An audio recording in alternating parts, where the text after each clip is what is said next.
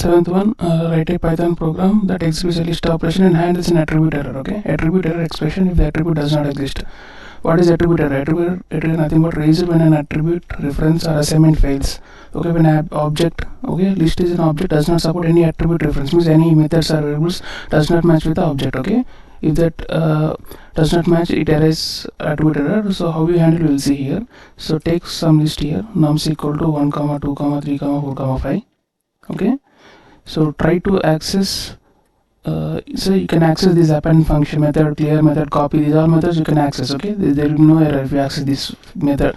This methods and variables to this object, means list object. Okay, so if you suppose if you try to access another unknown attribute like this one, just check the output here. So it raises attribute error here. Okay, so if you want to handle this type of attribute, just put this in try and accept.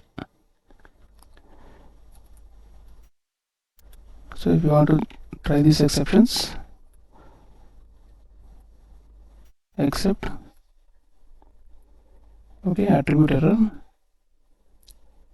just handle. Okay, print no such attribute. Okay, no such attribute length, because no such method or variable is not there for that object. Okay,